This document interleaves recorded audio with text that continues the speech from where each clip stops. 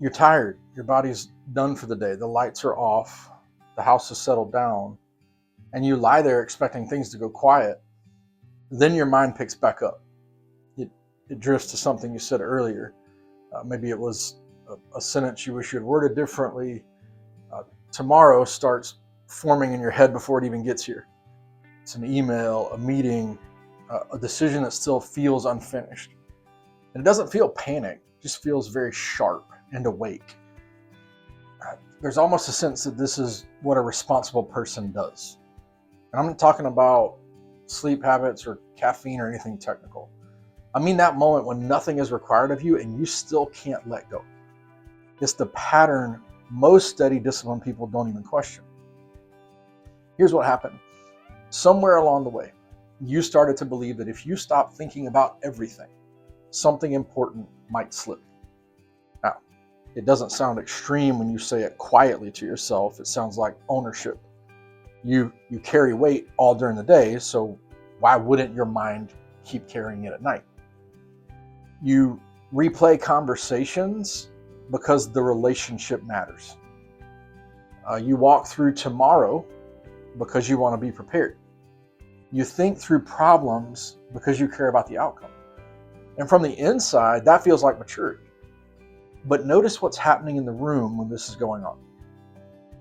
You're horizontal. The house is still. No one's asking anything from you in that moment. And yet you stay engaged like the system depends on you to continuously be attentive to all the things. You call it staying sharp, but underneath that is this assumption that you rarely say out loud. If I let go for a few hours, I might miss something. If I relax too much, I could drift. And you probably wouldn't phrase it that way directly, but still your body reacts like it's true. A lot of capable believers link constant mental engagement with faithfulness. Things are stable, so it must be because you never fully clock out. That edge you carry feels connected to why everything works. So when your brain speeds up at night, it doesn't register as a warning sign to you. It just feels like evidence that you actually care. Here's where I want to interrupt that. Thinking nonstop and being responsible aren't the same thing. Staying mentally active and being faithful aren't the same thing either. At some point, seriousness can quietly slide into the sense of like self-reliance.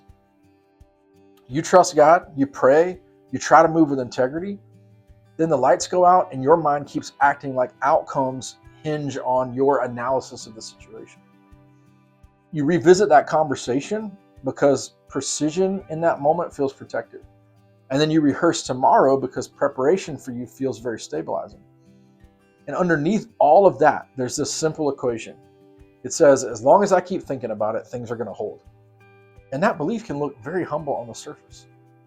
But living with it every night is draining. You've trained yourself to associate powering down with being careless. If you fully release for 8 hours, it feels like something is being neglected. So what does your mind do? It stays partially engaged. And you might call that diligence. Somewhere deeper, it's fear of being the weak link. And since your life functions, it's very easy to justify it. If you think about, projects move forward, people rely on you, things aren't collapsing. And it becomes tempting to assume that your constant internal management is the reason why all that happens. Let me ask you something you probably avoid thinking about. Who was sustaining your world before you showed up in it? Who keeps it moving on nights you actually do fall asleep? And that question hits at identity. You are the dependable one. You are the one who thinks ahead. You are the one that other people trust. There's strength in that.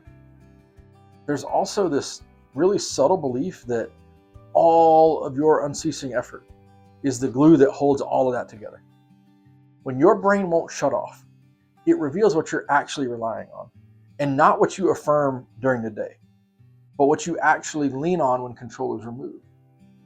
And if you deeply believe that God governs outcomes, that tomorrow is not waiting on your midnight review session, your body would feel permission to release. Instead, though, it keeps watch. That posture can feel very noble.